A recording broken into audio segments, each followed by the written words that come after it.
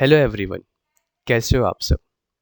आज से हम शुरू करने वाले हैं हमारा नया कोर्स जिसका नाम है NISM series 15 research analyst. So we welcome all of you to our YouTube channel.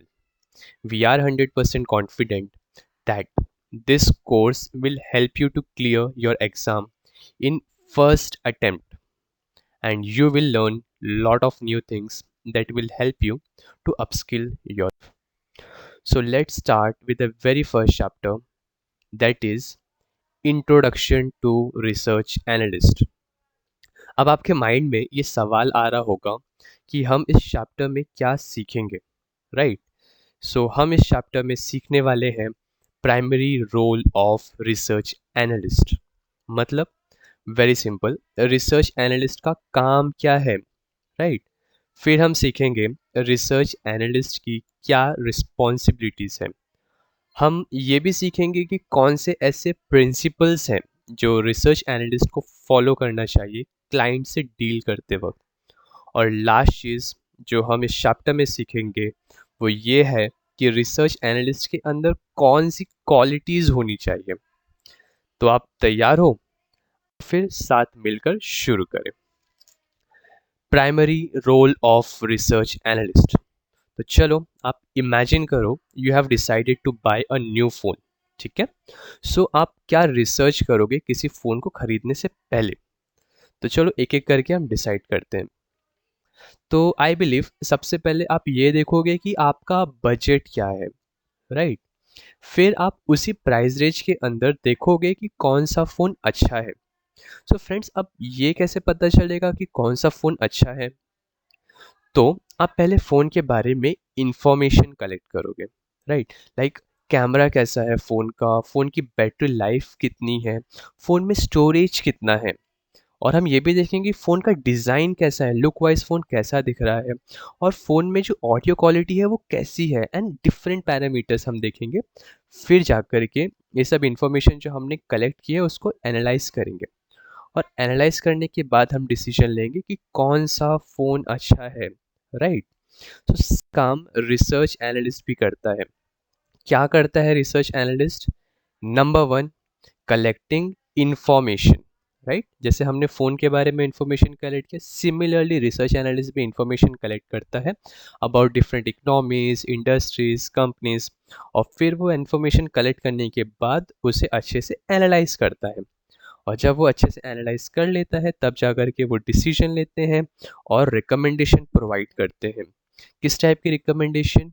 कि हमें वो सिक्योरिटी को या उस मार्केट में इन्वेस्ट करना चाहिए, या उस सिक्योरिटी को होल्ड करना चाहिए, या हमें उस मार्केट में या उस सिक्योरिटी को सेल करना चाहिए। ग्रेट, आई थिंक आपको ये क्लियर हुआ। अब हम देखेंगे कि टाइप्स कौन कौन से हैं रिसर्च एनालिस्ट के। सो बहुत सारे टाइप्स है, बट जो 3 मेजर टाइप है रिसर्च एनालिस्ट के वो ये है: bye side analyst, cell side analyst and independent research analyst. तो चलो शुरू करते हैं बाय साइड एनालिस्ट से। तो बाय साइड एनालिस्ट कौन होते हैं? ये वो होते हैं जो कि असेट मैनेजर्स के लिए काम करते हैं। सो फ्रेंड्स, आपके मन में सवाल आ रहा होगा असेट मैनेजर्स कौन होते हैं? सो असेट मैनेजर्स अगर मैं आपको सिंपल लैंग्वेज में बताऊं तो बहुत सारे म्यूचुअल फंड हाउस होते हैं, हेज फंड्स होते हैं, प्राइवेट इक्विटी फंड होते हैं, और उसे मैनेज करने के लिए प्रोफेशनल फंड मैनेजर होता है, राइट? तो प्रोफेशनल फंड मैनेजर्स के लिए ये रिसर्च एनालिस्ट रिपोर्ट्स पब्लिश करके देते हैं जिसके बेसिस पे वो डिसीजन लेते हैं। और ये जो रिपोर्ट्स पब्लिश करते हैं वो उनके इंटरनल कंजम्पशन के लिए होती हैं, और ये रिपोर्ट पब्लिक डोमेन पे अवेलेबल नहीं होती हैं। So this are buy side analyst. फिर सेकेंड टाइप जैसे मैंने बताया आपको होते हैं सेल साइड एनालिस्ट। अब गाइस, सेल साइड एनालिस्ट कौन होते हैं? ये वो होते हैं जो कि ब्रोकरेज फर्म के लिए काम करते हैं, और ये जो रिपोर्ट बनाते हैं ना, इसको जब पब्लिश किया जाता है तो जो भी सिक्योरिटी बाय और सेल होती है उस पे इन्हें कमीशन मिलता है, ब्रोकरेज फर्म को कमीशन मिलता है। और इनकी जो रिपोर्ट होती है ये पब्लिक डोमेन पे अवेलेबल होती है। और थर्ड जो एक मेजर टाइप के एनालिस्ट होते हैं वो होते हैं independent research analyst. Very very simple language में आपको समझाऊंगा। अब इंडिपेंडेंट रिसर्च एनालिस्ट क्या होते हैं? ये ना ऐसे रिसर्च एनालिस्ट होते हैं जो कि खुद के लिए काम करते हैं, राइट? सेल्फ एम्प्लॉयड होते हैं या तो किसी स्मॉल रिसर्च फर्म के लिए काम करते हैं। इनके पास आपको बेनिफिट क्या मिलेगा? ये आपको बहुत ही ज़्यादा कस्टमाइज्ड रिपोर्ट बना करके देंगे आपकी नीड के अकॉर्डिंगली। ओके, और ये क्या चार्ज करेंगे उसके अगेंस्ट में? डेफिनेटली वो फीस चार्ज करेंगे। सो बहुत सारे लोग सब्सक्रिप्शन बेसिस पे इंडिपेंडेंट रिसर्च एनालिस्ट के पास जा करके उनकी रिसर्च रिपोर्ट उनसे लेते हैं। सो ये थे types of research analyst. Great, तो अभी तक हमने दो चीज़ कवर अप कर ली है। एक है primary role of research analyst, जिसमें हमने सीखा कि रिसर्च एनालिस्ट का रोल होता है इंफॉर्मेशन को कलेक्ट करना, उसे अच्छे से एनालाइज करना और रिकमेंडेशन प्रोवाइड करना कि बाय करना है, सेल करना है या होल्ड करना है। फिर हमने देखा टाइप्स ऑफ रिसर्च एनालिस्ट। हम आगे बढ़ते हैं और अब हम सीखेंगे कि रिस्पॉन्सिबिलिटीज़ क्या होती है रिसर्च एनालिस्ट की। तो सबसे मेन रिस्पॉन्सिबिलिटी है रिसर्च एनालिस्ट की अंडरस्टैंड करना। क्या अंडरस्टैंड करना? Understanding economy, understanding industry and understanding companies. अब हम देखेंगे under economy what they need to understand. ठीक है, मतलब इकोनॉमी के अंदर उन्हें कौन से ऐसी चीज़ें हैं जो उन्हें अंडरस्टैंड करनी चाहिए। So first thing is macro economic indicators. Friends, आपने ये वर्ड सुना है पहले, मैक्रो इकोनॉमिक इंडिकेटर्स? चलो मैं आपको बताता हूँ। मैक्रो इकोनॉमिक इंडिकेटर्स वो होते हैं जिससे हमें ओवरऑल इकोनॉमी का परफॉर्मेंस पता चलता है। कैसे पता चलेगा ओवरऑल इकोनॉमी का परफॉर्मेंस? कुछ ऐसे पैरामीटर्स होते हैं जैसे कि जीडीपी का ग्रोथ कैसा है उस कंट्री में, या उस इकोनॉमी में इन्फ्लेशन कितना है, वहाँ पे अनएम्प्लॉयमेंट का रेट कैसा आ रहा है, वहाँ पे इंटरेस्ट रेट्स कैसे हैं, वहाँ का ट्रेड बैलेंस कैसा है। This are the macro economic indicators. फिर second thing is policy impacts and investment flow. अब पॉलिसी का इम्पैक्ट का मतलब क्या होता है फ्रेंड्स? सिंपल मतलब ये होता है कि जो भी एक्शन गवर्नमेंट ले रही है उसका इम्पैक्ट क्या हो रहा है इकोनॉमी में। और इन्वेस्टमेंट फ्लोज का मतलब होता है कि इकोनॉमी में कितना पैसा आ रहा है, या फॉरेन इन्वेस्टर्स पैसा इन्वेस्ट कर रहे हैं या पैसा इकोनॉमी में से बाहर जा रहा है। तो इन्वेस्टमेंट फ्लो से भी हमें पता चलता है कि आने वाले टाइम में वो इकोनॉमी कैसा परफॉर्म करेगी। और जो थर्ड थिंग हम देखते हैं वो है उस इकोनॉमी के अंदर सेविंग्स कितना हो रहा है, वहाँ पे इन्वेस्टमेंट्स कैसे हो रहे हैं और ग्लोबल ट्रेड कैसा है। ओके, सो ये इकोनॉमिक कौन सी, और ग्लोबल ट्रेड का अगर मैं सिंपल मीनिंग बताऊं गाइस, सो मतलब वो इकोनॉमी कौन सी कंट्रीज से गुड्स एंड सर्विसेज लेती है, या कौन सी इकोनॉमी को या कौन सी कंट्री को वो गुड्स एंड सर्विसेज प्रोवाइड करते हैं, इसे हम ग्लोबल ट्रेड कहते हैं। तो ये सारे पैरामीटर्स जब हम देखते हैं तो इससे रिसर्च एनालिस्ट को पता चलता है कि आने वाले टाइम पे इकोनॉमी कैसा परफॉर्म करेगी। चलो आगे बढ़ते हैं। सेकेंड चीज़ देखा था, that was understanding the industry. Great, मुझे इमेज काफ़ी अच्छी लग रही है इंडस्ट्री की। चलो अब इसे हम देखते हैं। So first thing is industry specific growth drivers. अब इसका मतलब क्या होता है? ये कुछ ऐसे फैक्टर्स होते हैं जो किसी इंडस्ट्री के एक्सपांशन और प्रॉफिटेबिलिटी को डायरेक्टली इन्फ्लुएंस करते हैं। जैसे कि regulatory and competitive landscape. Regulatory का मतलब ये होता है दोस्तों कि गवर्नमेंट की पॉलिसी कैसी है उस इंडस्ट्रीज में, लॉ एंड ऑर्डर कैसा है, राइट, कंप्लायंस से क्या क्या रिक्वायरमेंट है। तो ये भी इंडस्ट्री के कुछ ग्रो ड्राइवर्स होते हैं। उसके अलावा कॉम्पिटिटिव लैंडस्केप मतलब इंडस्ट्री का एनवायरनमेंट कैसा है जिसमें बिजनेस ऑपरेट कर रहा है। और ये भी देखा जाता है कि उस इंडस्ट्री में कंज्यूमर का बिहेवियर कैसा है और डिमांड सेंसिटिविटी कितनी है, बिकॉज ये भी one of the important growth drivers होते हैं। गाइस, आपको पता है कंज्यूमर बिहेवियर क्या होता है? सिंपल मतलब में अगर मैं बताऊं तो how people decide what to buy, and demand sensitivity का मतलब होता है how much customer buying changes with things like price और income. So research analyst should focus on this industry specific growth drivers while understanding industry. Great, तो जा रहे हैं हमारे लास्ट इंडिकेटर की तरफ, that is understanding company. So while doing company analysis, research analyst को quantitative analysis भी करनी चाहिए और क्वालिटेटिव एनालिसिस भी करनी चाहिए, जिससे वो कंपनी को बेटर वे में अंडरस्टैंड कर पाए। आपने पहले सुना है ये दोनों एनालिसिस के बारे में? चलो वन बाय वन देखते हैं। जो सबसे पहले आता है हमारा qualitative analysis. What is qualitative analysis? जो सिंपल टर्म्स में अगर मैं आपको बताऊं, कंपनी के क्वालिटेटिव एनालिसिस करते वक्त हमें कुछ ऐसे फैक्टर्स को देखते हैं जिससे हमें ये पता चलता है कि कंपनी की पोटेंशियल कैसी है और कितना कंपनी आगे जाके ग्रो कर सकती है। तो हम कॉम्पिटिटिव क्वालिटेटिव एनालिसिस करते वक्त ये देखते हैं कि कंपनी का कल्चर कैसा है, कंपनी की मैनेजमेंट कैसी है, राइट? कंपनी की मार्केट में क्या पोजीशन है, क्या रेपुटेशन है, ये सब आता है क्वालिटेटिव एनालिसिस के अंदर। Then second thing is quantitative analysis.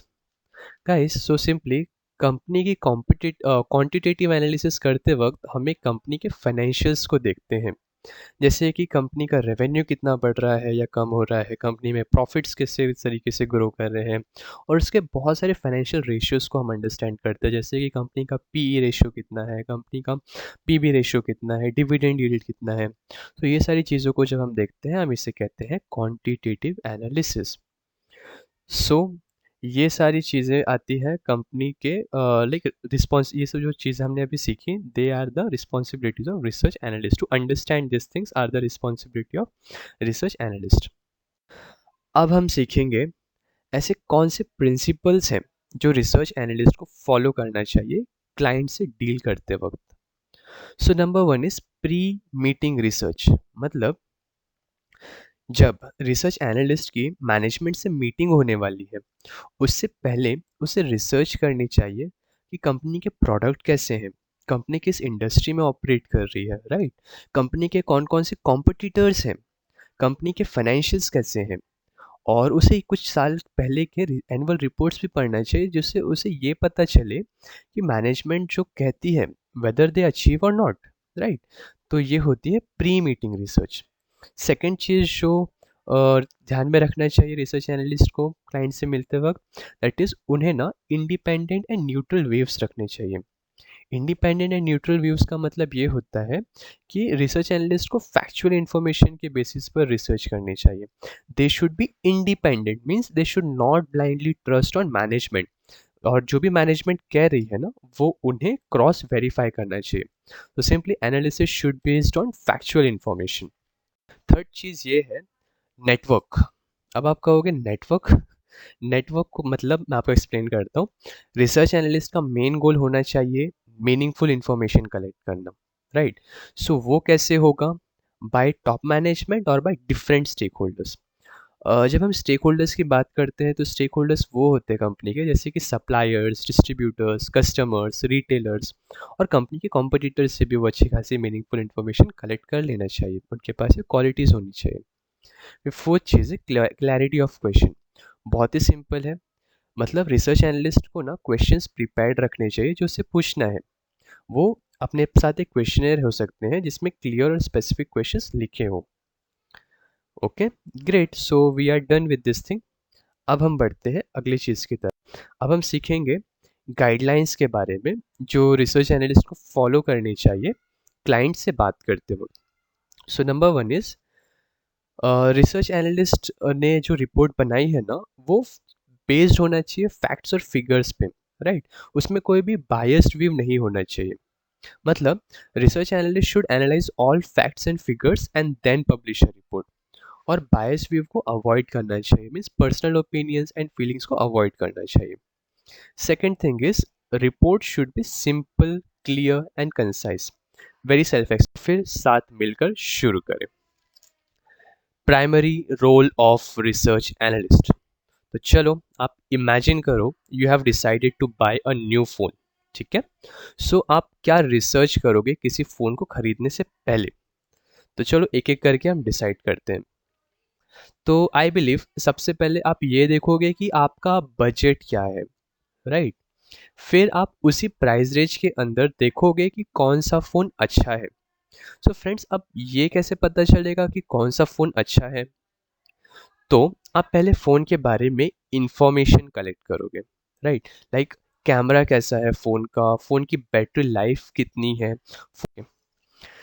तो अब हम आ चुके हैं last part of this video, and अब हम डिस्कस करने वाले हैं important qualities of research analyst. I hope दोस्तों आपको काफ़ी मज़ा आ रहा होगा। अब ये जो चीज़ें हैं ये काफ़ी बहुत ही सिंपल वे में मैंने इस क्वालिटीज़ को एक्सप्लेन किया है, and then we are done with this video. तो सिर्फ मैंने 6 क्वालिटीज़ को यहाँ पे नोट डाउन किया है, वन बाय वन अब हम उस क्वालिटीज़ को देखेंगे। So number one, research analyst should be ethical, honest and should follow the proper rules and regulations by conducting research. मतलब उन्हें कोई भी अनएथिकल वेज को प्रैक्टिस नहीं करना चाहिए, उन्हें प्रॉपर वे में रिसर्च कंडक्ट करनी चाहिए। एथिकल और ऑनेस्ट रहना चाहिए उन्हें बेसिकली। सेकंड चीज़ ये है कि research analyst should have good analytical skills, वो नंबर्स के साथ अच्छे होने चाहिए, उन्हें एक्सेल के बारे में अच्छा नॉलेज होना चाहिए और जो डेटा एनालिटिक्स के टूल होते हैं वो उन्हें यूज़ करने आना चाहिए। अब गाइज आपको भी पता होगा कुछ डेटा एनालिटिक्स के टूल होते हैं जैसे कि Tableau, SQL, power BI, Python, तो ये सब का नॉलेज रिसर्च एनालिस्ट को होना चाहिए। Number three, research analyst should have proper clarity of all financial concept, right.